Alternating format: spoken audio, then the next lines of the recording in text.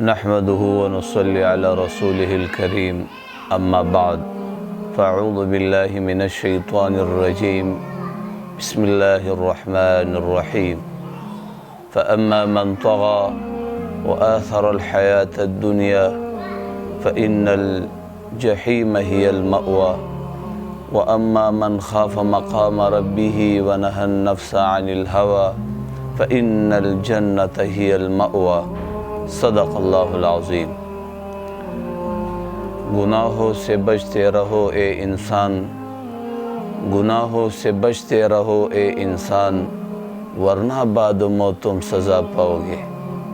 تمام محترمو دا یاد ساتئی چھ مرگ با اچانک راضی۔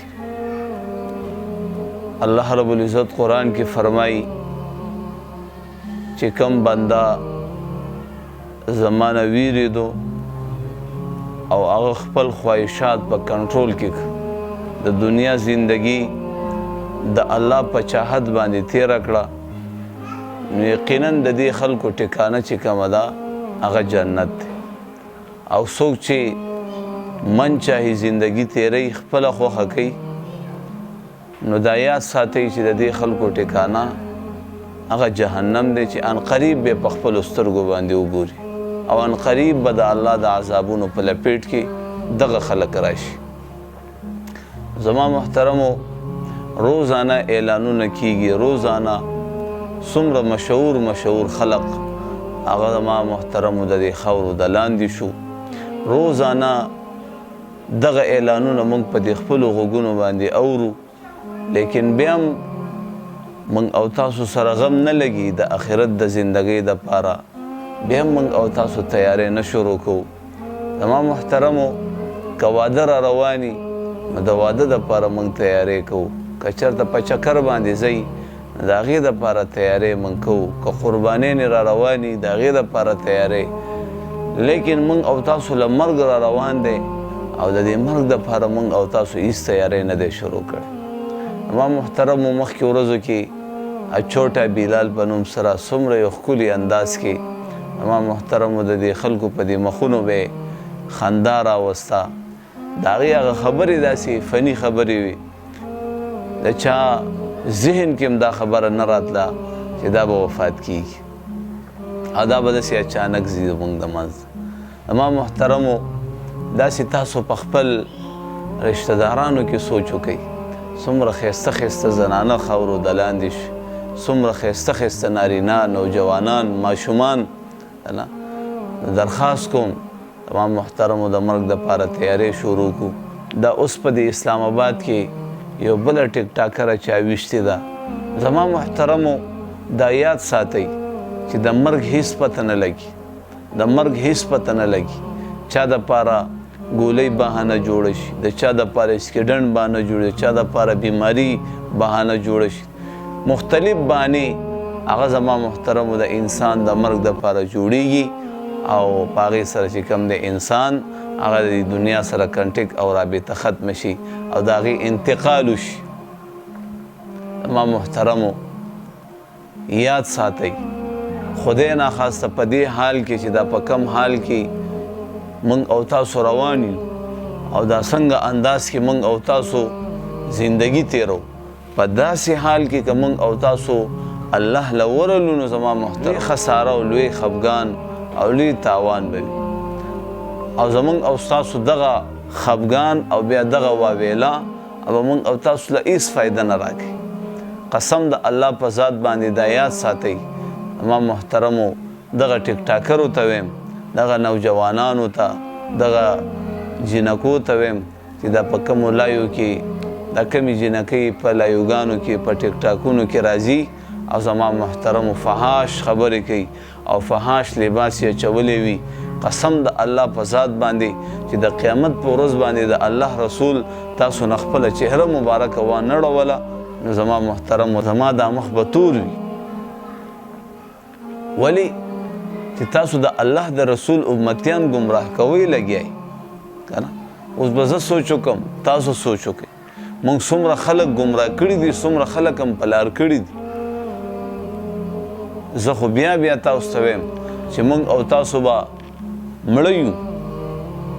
او د دې علماو او دا کم خلک چې کم دی اسلامي ویډیوګانې اپلوډ کوي، بیانات اپلوډ کوي او شیر کوي او بیانات ګوري، تلاوت اوري، نعتونه اوري، پیښې هغې خپل نفس چې کم دی په کنټرول کې کړی دی. نو د دې خلکو ایډینې به د دې خلکو د مرګ نه بعد به موجود وي او زمونږ او ستاسو ایډینې او بیا د دې فاحشو او ټیک ټاکرو هغه ویډیوګانې به چې کم دی هغه به په دې میډیا باندې، په دې ټیک ټاکونو باندې، په دې فیسبوکو باندې به چلیږي او قسم د الله په ذات باندې د هغې سزا به په قبر کې زیاتیږي. دا یاد ساتئ. نو موږ او تاسو له پکار دي چې راواپس شو، توبه وباسو. زما محترم یو بزرګ په یو بازار کې ولاړ دی، په سلګو سلګو جاړي. چا ترې نه تپوس وکړو حضرت ولې جاړي؟ وی الله رب العزت فرمایي چې زما دا بندگان ما له راوله، ما سره یې جوړه وکړه. الله جوړې ته تیار دی لیکن د الله بندگان جوړې ته تیار نه دي. هغې پیسو ګټلو کې اخته دي، هغې چې کم دی په خوخو خوراکونو کې، په خوخو کپړو کې، په د دنیا په خواهشاتو کې مبتلا دي. دی چرته الله طرف ته راځي. دی د ټیک ټاکونو پیسو ګټلو خوند اخستی دی. د ټیک ټاک د لایو او دغه شان د پنشمنټونو او دغه ویوز او د لایکونو او د خوخو کمنټونو د دې خوند یې اخستی دی. الله پاک اوازونه کوي چې دا ما طرف ته راوله، ما سره یې جوړه وکړه. نو بله ورځ همدغه بزرګ زما محترمو بیا په ادیره کې ولاړ دی، په سلګو سلګو جاړي. چا ترې نه تپوس وکړه حضرت دا ولې؟ وایي زما همغه معامله ده، همغه معامله ده. وایي نن دا مړي الله سره صلح ته تیار دي، نن الله صلح ته تیار نه دی. زما محترمو وایي سانس ہے چانس ہے، هیڅ پته نه لګي څومره ساګانې زمونږ او تاسو باقي دي. راواپس شئ، توبه وباسئ، د دې پټو پټو ګناهونو نه ځانونه منې کوئ.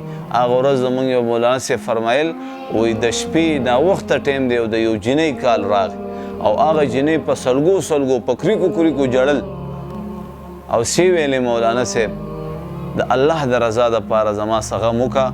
ټوله شپه زه غلطې ویډیوګانې او غلط فلمونه او ډرامې وګورم او ټوله شپه چې کوم دی په دې ضلالت کې او په دې ګمراهۍ کې زما تېره شي.